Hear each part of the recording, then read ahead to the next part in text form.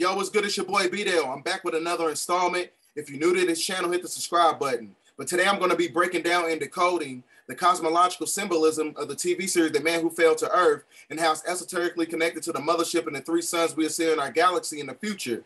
Right? So with all that shit being said, when you look at things from a holistic perspective, the sun ain't nothing but a big star. When the star's about to die, it turns red. And when it dies, it's transmuted into a black hole, and the black hole takes you to a different space and time. So that's basically the symbology of a three-dimensional shift going to a fifth-dimensional shift. So when you see three suns in our solar system, that is the inception to the end of a three-dimensional 6,000-year verification period that's going to be propagated by a great solar flash. So that's basically in alignment to the fact that the sun is the intrinsic life force and the progenitor of everything that's natural to the planet, because it creates electromagnetic radiation through the photon-like spectrum, meaning that the photon hydrogen atom creates electrons, electrons create elements, and those elements create molecules, those molecules create organs, and those organs create organ systems, meaning that you are a light body trapped inside of a light prism to have a three-dimensional experience with emotions. So you're basically a god that fell from grace to have human experience on this planet.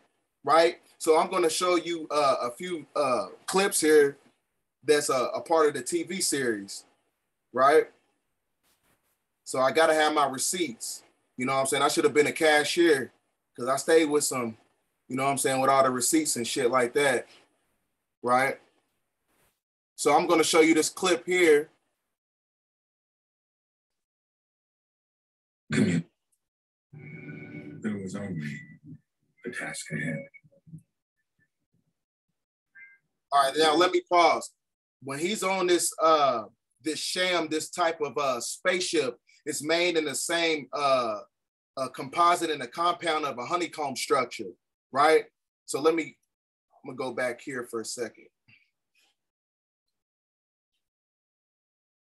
So when you're talking about the honeycomb structure, right? The honeycomb structure is basically in alignment because it has the same chemical makeup as melanin. Right? When you look at the honeycomb structure. So the reason that's imperative that you understand that is because, you know, Anthea, when you break down the etymology of it, it means to blossom. When it means to blossom, when you're talking about that's in alignment to bees, because if it wasn't for the pollination for the bees, they would destroy. If it wasn't for bees, the ecosystem of the planet would be destroyed because they make up 30% of all the crops on the planet, and they make up 90% of all the, you know, the plants and trees and things of that nature. So if it wasn't for bees and it wasn't for the chemical makeup of honey and bees and things of that nature, which is connected to carbon, because carbon is the building block of all civilization, which is also connected to melanin. So now when you understand that allegory in itself, when you think about bees don't actually bleed. They have melanin, because when you squash a bee, it has this black substance in it. So when bees are actually, you see them flying and things of that nature, they're not really flying, they're fluttering because it's levitating, because, you know, it's vibrating at a high frequency because it's connected to nature, it's in tune with nature, right? So I'm going to get this clip going back here in a second here. Where's it at?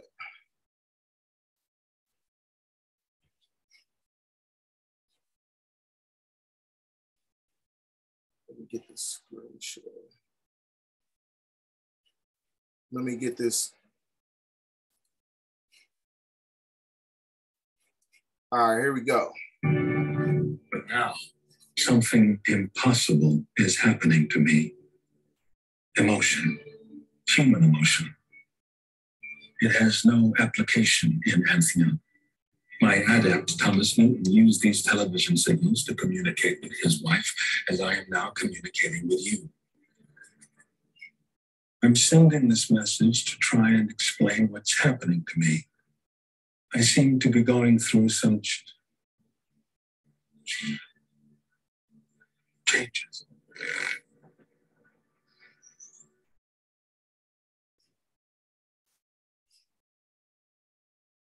Now, it's imperative that you understand, you know, when he's talking about human experience, when he's talking about human emotion, when you've been reduced down to a human from being a god, because this, you know, the material world is acclimated to emotions, and your emotions is not real because it's connected to inanimate objects. So emotions in itself, meaning that nothing on this planet is sustainable. Everything is basically temporary. So when you're talking about people, when you're talking about possessions, when you're talking about places, everything on this planet doesn't have intrinsic value. Everything on this planet has, you know, an expiration date. So that's why it puts you in alignment with these emotional concepts that are unnatural, because the three-dimensional world is unnatural, which is why you have a natural people living in an unnatural system that puts you out of alignment, because it disconnects you from your logical self, right?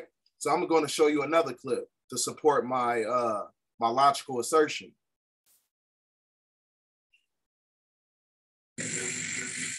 Now I want you to see, go back right here. That is basically in alignment to the mothership, right? Now I'm going to show you a picture. This is out of Dr. York's book called The Holy Tablets. So when you're talking about the Holy Tablets, and you're talking about the reality of a mothership, right? Where is it at? So they show you, you know, everything in video format in this television show, because in my opinion, I think they got a lot of these concepts from Dr. York's Holy Tablets book. Because now when you look at, you know, the framework of the mothership, it's in alignment to what you just seen on the actual TV show, right? And it shows you the different solar panels and the crystals and the emeralds that connects you to the magnetic force of the planet, right? So now I'm going to go back to the video here. So you see, that's basically an emulation of the mothership. So they try to sneak that in there. Phase 2, identify a fuel metal to power it. This is where things began to unravel. Hydrogen, protium, thorium, tritium, all known power. Now I want you to see something. Now this is basically the personification of a red sun, a blue sun, and a yellow sun. So when you understand the photon light spectrum, the color spectrum, right? I'm gonna go back here. When you understand the color spectrum intuitively, all right, you got the blue sun, right, which is the electrical sun. And then you got the yellow sun, which is the magnetic sun. And the red sun is basically the magnetic sun as well, because like I told you, it's transmuted into a black hole, and it magnetizes you to a different dimensional shift, to where it basically extracts everything that's not natural to the planet. So that's why I said you have to have the blood of the sun, plasma energy, and the consciousness of the universe in order to survive the Great Awakening, right? So like I said, blue, when you understand the dynamics and the color and the frequency of blue, blue is the fastest color in the color spectrum, because blue is a new star. A yellow star is basically the magnetic star. And when you see a red sun, that is basically a star that's basically about to be transmuted into a black hole, right? So now, when you look at it from that perspective, now you can go this this picture I got here, right? So you got Anu with the 3 suns, and you got Elihu. And Elihu's in the Bible, not in the Bible, but the Holy Quran 19 times. 19 is an esoteric number, which means Alpha and Omega. Alpha and Omega, which puts you in alignment with the heavens, with the Orion star constellation. So these 3 suns are in alignment with the star constellation, because this is also connected to Sumerian hieroglyphics and Sumerian mythology. So like I said, you got the red sun, the blue sun, the yellow sun, right? Which is Utu, Apsu, and Shamash. So then when you even look at it from that perspective, this is also in alignment to Superman. Superman, this is where they get the color spectrum of the Superman's garments, because when you look at Superman's, the serpent on his chest in the middle of a pyramid, those 3 suns basically puts you in alignment to where you can raise up your Kundalini energy and reap the benefits of that serpentine energy, that spiritual energy that's within you. Because like I said, the sun is the intrinsic life force, the plasma energy that's basically vibrating at a radioactive frequency, to where you absorb everything that's natural on the planet, which is connected to carbon. So this is plasma energy that you see all around Superman. So in order to absorb, you know, intrinsic solar radiation, you have to have a carbonated body, right? So this, now you see where they get all these allegories from. You see what I'm saying? So I'm going to go back to the video because they put everything in plain sight. Because I told you these TV shows and these movies are basically documentaries of what's going to happen on the planet. So now, like I said, you can see how it's basically esoterically connected to Elihu. Oh, I forgot to show you something here. Now, when you go to, when you're talking about the three suns and you're talking about planet Risk, right? Like I said, you got Utu, Apsu, and Shamus. This is the three suns that talk about through the Nuwabian Nation, which was Dr. York's organization. Now it talks about the history of the three suns. You got Risk, which is basically said to be the 8th planet in a three suns solar system with 38 moons and 19 planets. And like I told you, Elihu's in the Holy Quran 19 times. And it says Risk has a very abstract orbit. So this is where Nibiru comes from, right? So we're going to be talking about that as well as we get into the video. And it has there's a certain point in Elihu where it's called the bright day, where basically all the suns are in alignment in the galaxy. And they're going to, it's basically in a personification of an X. So where you get the X chromosome when you're talking about the woman, because like the woman is connected to nature and things of that nature. So this is all esoterically connected to the woman's anatomy. This is all esoterically connected to the carbonated and neuromelanated people on the planet, the natural people to the planet. So that's why, you know, when you're talking about, you know, the rapture and things of that nature, the rapture, Ra is the sun. When you're talking about the rapture, right, that is basically in alignment to the fact that, you know, a three sun solar system, time doesn't exist. Because like I said, when light breaks into a dimension, it'll reverse the polarity of time. So time doesn't exist on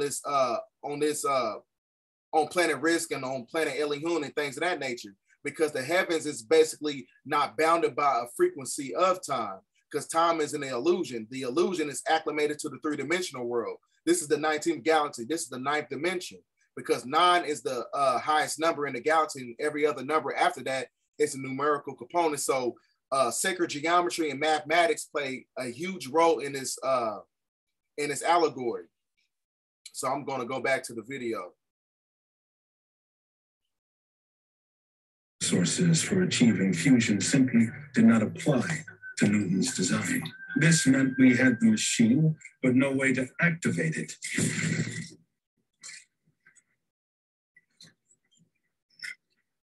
Why would Newton summon me light years across the galaxy to follow instructions that were impossible when the survival of 2 planets depends on my success?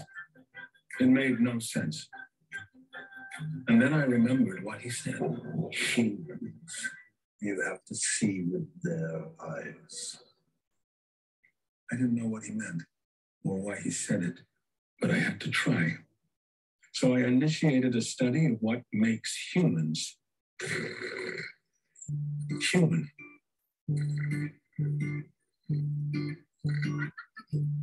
Understand, like I said, there's a delineation between humans and mankind.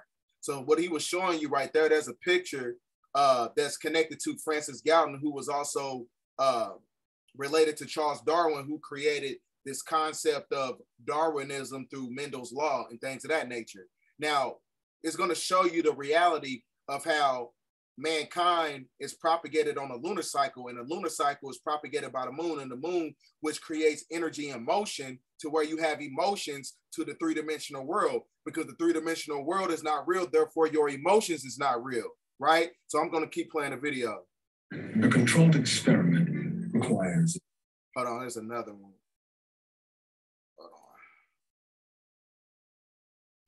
There's another video.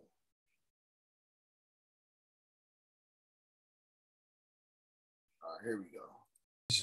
Like I said, when you have choices, that's the illusion. When you have, you know, We have good or bad. You got positive or negative. You're supposed to operate at 0-point energy. There's no such thing as choices in these higher dimensions because, like I said, emotions is what disconnects you from yourself. It disconnects you from your soul, right? To where you're not in alignment with logic. So when you're not in alignment with logic, that's what makes you dumb, which makes you dim, meaning that your light is low because you are disconnected from the primordial source of the universe and the source within you. You're disconnected from your heart space. So that's why I said you're not supposed to be emotional because emotions takes you out of alignment with logic. A motherfucker would tell you that the sky is orange if the color blue hurts their feelings. You see what I'm saying? So, like I said, emotion, a human emotion is a talk concept. It's a socialization process in a three-dimensional experience. So, like I said, on his planet, they don't have choices. They have a task, and a task connects you to purpose. So when you're out of alignment with purpose, this is where you have all these adversities in your life. This is where you have all these obstacles. You know what I'm saying? This is where you start to have, you know, many different problems because you have an emotional connection to a person or a place, or if it's something that you try to fucking buy. You see what I'm saying? Because those emotions in itself is not real. It is.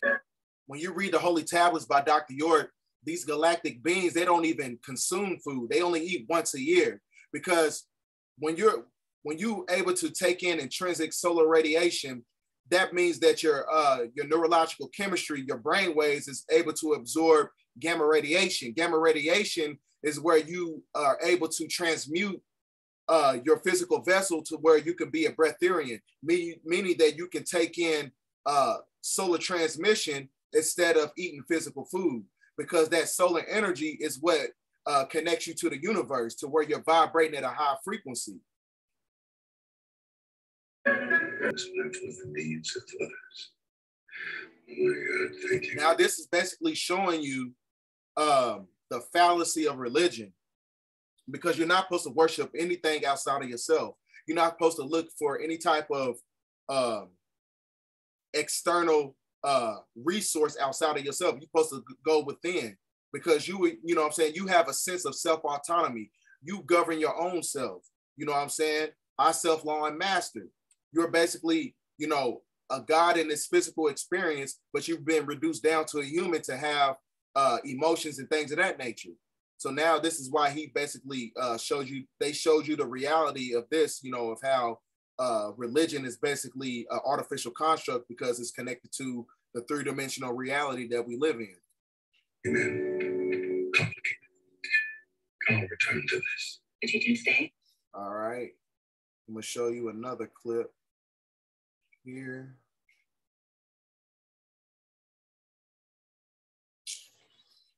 So.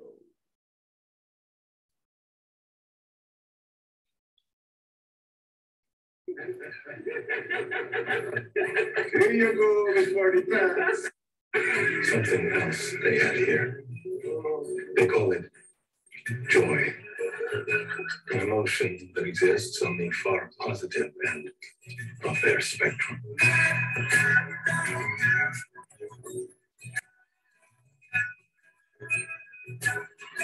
Disruptive as it is, it appears to be the ultimate objective. Now, what he's basically saying is he's talking about happiness and joy is an illusion. It's to push you in an elusive state, because, like I said, the same shit that makes you happy is eventually going to make you sad, and the same shit that makes you sad is going to make you happy. Just like when you buy certain things, nothing on this planet has intrinsic value, because if it had intrinsic value, it wouldn't have an expiration date on it, because it's bounded by time. Like I said, this is a prison planet because you bound it on time, and time is basically in alignment to your emotions, right? So, like, for instance, you can go out and buy a new car. You know what I'm saying? 2 years later, you're going to want a new car because, like I said, the three-dimensional world doesn't have any type of, you know, no type of, you know, sustainability, right? So, like I said, you know, your emotions is what keeps you bound to this planet. It basically puts an encryption on your anatomy to where you cannot ascend, right?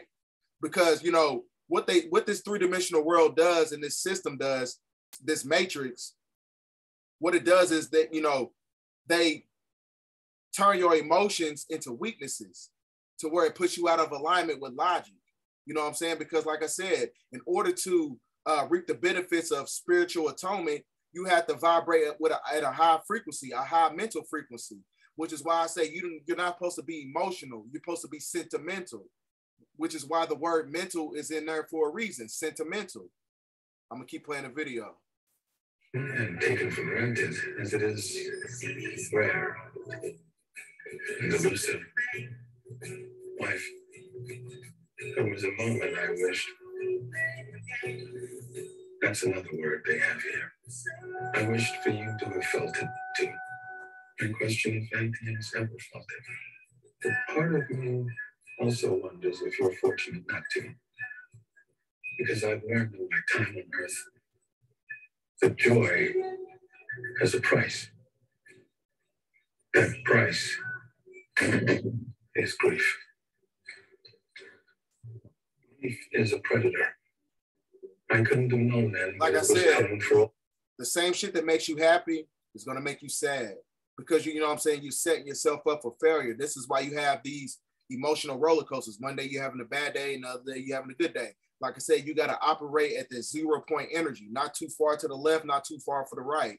You got to stay in the middle. You know what I'm saying? You got to practice the law of oneness. You got to practice the law of being in a state of reality. Because when you operating on two different dimensional planes, you know what I'm saying, it's going to put you in an elusive state. Was because of me.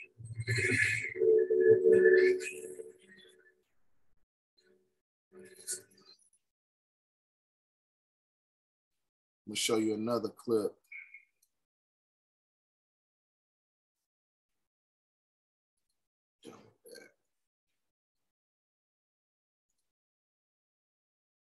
The gamut of emotions humans fluctuate between in the span of a day is absurd.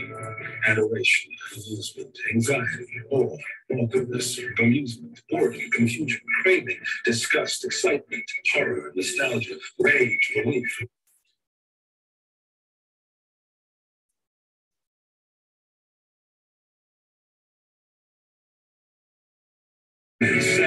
Sadness. What he's basically saying is, you know, these are different, you know, many different forms of emotions that basically push you out of alignment, right? And the reason it puts you out of alignment, like I said, because your emotions is not real. And he's just giving you the reality that because once you open yourself up emotionally, this is where, you know, demonic forces can take over your biological vessel. Because like I said, you're not supposed to be too far to the left. You're not supposed to be too far to the right. You're supposed to operate at 0 point energy. Let me see. We got another video here. We can do it. Fusion. We can do it. Fusion. All the humans around me live in fear of fear. So they'll generate oxytocin or endorphins, or they'll copulate, hibernate, or medicate in order to short circuit their fear response. Fear of failure, fear of loss, fear of chaos causes them to lose control. I don't understand what you're telling me, Drew. We need to talk. Like I said, a lot of, you know what I'm saying, a lot of people face adversity because, like I said, they become a prisoner to their emotions. You know what I'm saying? That's what a lot of people's problem nowadays. They become a prisoner to their emotions. Like I said, your emotions is not real.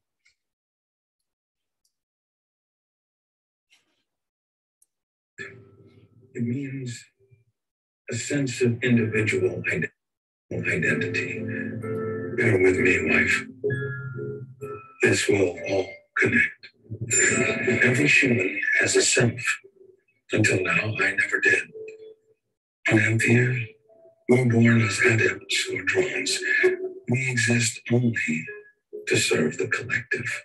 But here, self is something they build every minute, every hour. And as bewildering as it sounds, they never know if they're doing it right. Now you understand why there's so much individualism on the planet, because, you know, when you're talking about these galactic primordial beings that come from a different star system, the Elohim, the Neteru, the Anunnaki, they all deal with, you know, a concept of unification. They all operate on unity. There's no such thing as, oh, I'm doing me and I got my own business and I'm doing, everybody, you know what I'm saying, is unified. This is the only planet, in the solar system, like I said, because this is a prison planet, so where you have your own human experience because you fell from grace. Now you can kind of see the concept of the so-called black community being at odds because everybody's operating on a different frequency. You know what I'm saying? You got Hebrew Israelites over here, you got the Moors over here, then you got 5%ers, then you got the Nation of Islam, you got all these, you got the Christians over there, you got all these different belief systems or these different organizations, separating from themselves. And he's basically giving you the reality of the fact that individualism is also part of the illusion, because the illusion is connected to material, it's connected to people. You're not dealing with certain organizations because you don't like them. You're not dealing with certain people because you don't like them. So this is what keeps the planet thrown off. Keeps the spiritual equilibrium of the planet thrown off, because a lot of people don't have the concept of unification. They don't believe in unity. You know what I'm saying? This is why, when you understand all forms of theological context, it says that there's a chosen people. There's 144,000. So everybody's not going to be operating on the same frequency when it comes to spiritual ascension. When you're talking about going to the fifth dimensional earth, everybody ain't going to make it. So that's why you got to get that concept out your head, talking about, oh, God is my favorite. These galactic beings, they don't deal with people based on, oh, this person's my favorite. They deal with people based on if they can utilize them. You know what I'm saying? Oh, I can utilize this being right here because he's spitting out the truth. Or I can utilize this person because they healing people on the planet. You see what I'm saying? So they don't deal with people just because, you have this emotional connection to God, or you have an emotional connection to a certain perception of God. So God, these Elohim, the Anunnaki, they don't deal with people because they your fucking favorite. They deal with people, like I said, because these beings are not emotional. They deal with people who they can utilize. And if they cannot utilize you, there's no spiritual ascension for you. Simple as that. So I've been trying to build a self, like another layer of my skin suit. Hello. You look taller than me. That's impossible. It's dinner time. An affirmation of the unit that restores order after a day of uncertainty. You're learning. Let's eat. The knife is on the right next door to the spoon. The knife is on the right next door to the spoon. With my new self, I began to anticipate their rituals. This is the human version of order. You're eating 6 broccolis, or no screen time. As if they forget they have this negotiation every day. After a while, I can't eat more than 2. Why not agree 4 in perpetuity? 5. 3. And I have 4. You're eating 6 tomorrow. No, she's not. No, she's not. And then this again. It has something to do with eternity. They believe the self exists in relation to something bigger, something they don't need to see. This is called faith. And then word dog. So, how was the lab today? Oh, we're trying to Understand that faith and belief is spiritual ignorance because you believe in certain things that you don't understand. So that's basically what he's saying. make something complex into something simple. Like making the exact same Lego sets with less of the pieces? Yeah, exactly. We got a couple more clips left. Faraday, far away, Faraday. What do you hear? This is a pattern change, instrumentation, expression, improvisation, everything that lives between what you feel and what you can put into words. The tip of your tongue, just out of reach. Silent communion. Called in response. This is called theatrics. They wield the spotlight, highlighting emotion, emphasizing catharsis, Watch. Don't come between me and my poetry, Miss Cynic. Don't you think there's something special happening here? Something spiritual. Listen, they don't even write that stuff down. And when it's live, oh, it's transcendent. Like Charlie here.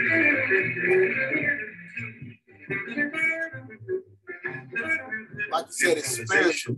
Like you said, it's spiritual because, you know, jazz music is actually the sound of the universe, because everything on the planet and out in, you know, in the universe moves on a logistical order. It moves on a logistical scale. Everything is balanced and everything is structured.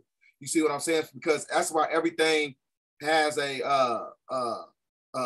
extrinsic connection to, you know, to the universal primordial source of the universe, right? Everything is on a frequency of orbitation.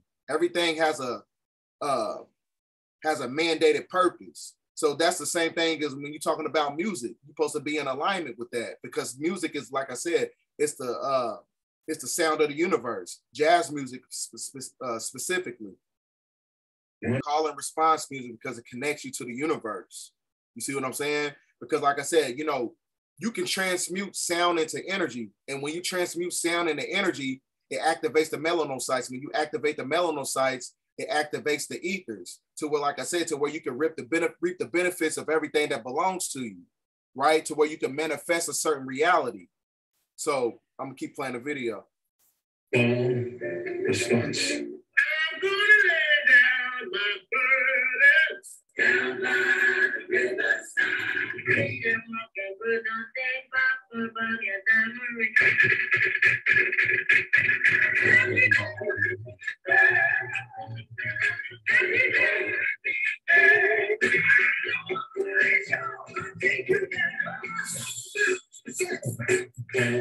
Response. Inseparable. The music of survival. Impossible as it is for you to imagine. Because music in itself has a certain vibrational frequency. It has an octave frequency. Because the octave frequency of music, original music that's played with original instruments, it basically activates and creates more neurons in the brain. And when it creates more neurons in the brain, it activates the neural synapses. The neural synapses is what connects you to your Akashic records, right? To where you can activate that tree of life within you, to where you won't have to read no books, so where you can activate your higher abilities, right? Because like I said, when you break down the word Bathari, Bara, which means connected to Bathari gland, to where you can reap the benefits of telepathy, psychometry, clairvoyance, telekinesis. These are all, you know, heightened abilities that's activated by the mind, that's activated by octave frequencies of music, because music is the sound of the universe, like I said. It means musicians engage in conversation with their instruments, trusting themselves to play the next note without knowing what it's supposed to be. And there is a word for this, a variance in the science of human behavior called improvise. So in order to improvise, like I said, it activates the melanocytes, because melanin is an intelligence molecule. It gives you the ability to be a pioneer. It gives you the ability to be innovative, right? So because like when you, just like in church, when you go in church and they playing the organ, the reason it's called an organ because it creates organ energy. It activates the organs. Your organs have melanin in it. Humans have the ability to improvise. Break from pattern, instantly create a new pattern with no blueprint and no known outcome. This ability lived inside desire in ways I could not have understood. If I had, this message would be painless. So now when you talk about the Soul Train, remember that TV show back in the day? You know what I'm saying? Like I said, in order to connect with the universe, you got to have a soul.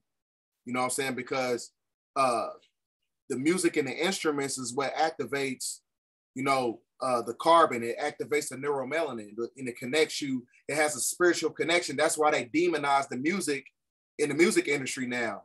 It doesn't activate the heart chakra, so it puts you out of alignment. So you're only operating from a hedonistic standpoint to where you're dysfunctional. So this is why you got niggas killing niggas, and you got women's, you know, these women and these chicks, they acting like thoughts. Because like I said, the music that they got today is basically in the form of a weapon, and the weapon is to disconnect you from who you are spiritually.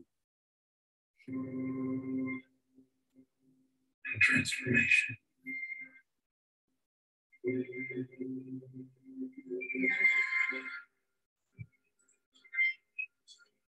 I was looking at the machine one way, Josiah was looking at it another.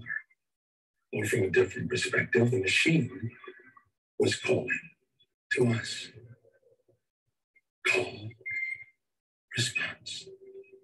I was responding one way, Josiah was responding another. Expression, improvisation. Everything that lives between what you feel and what you can put into words. Tip of your tongue, just tell the truth.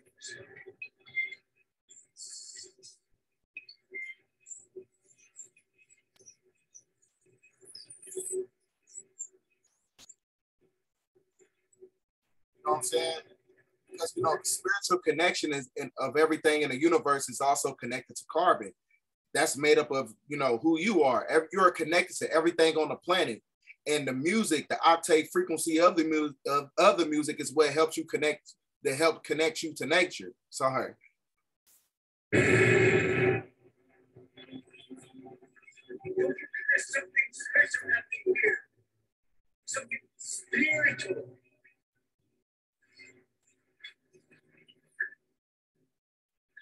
Transcendent.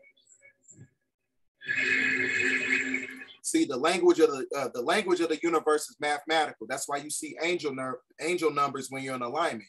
And the sound of the universe is jazz music, right? Organic instruments. So like I said, this is why you see certain angel numbers, because, you know, that's the, you know, the frequency of the universe. It's mathematical. That's how God connects with, you know, certain beings on the planet. You see an angel number, you see 111 or 444. You know, these are, you know, different calls and different responses to the universe to basically, you know, give you a sign, or basically to wake you up, or, you know, to warn you about something.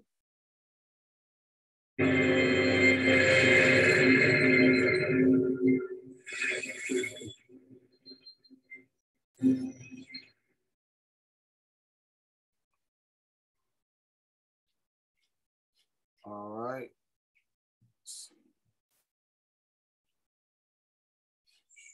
I think I got something else to show. I think that's all of it. So I appreciate y'all, you know, tapping in with this video. I'm going to have another breakdown because I believe there's like 3 episodes left, you know, so please internalize this information, even though, you know, they put this movie out in a form of, you know, entertainment, but internalize this information, because I'm not going to give you any type of, you know, information that you can't utilize. So, you know what I'm saying? Because, you know, applied information, you know, information applied is knowledge, and the application of knowledge is wisdom. So, you know, take up this information, soak it in, you know, apply it to your life, because, you know, it was so many gems, you know, all throughout this, you know, this television series. So with all that being said, like, comment, subscribe, get this video out there. Thanks for watching.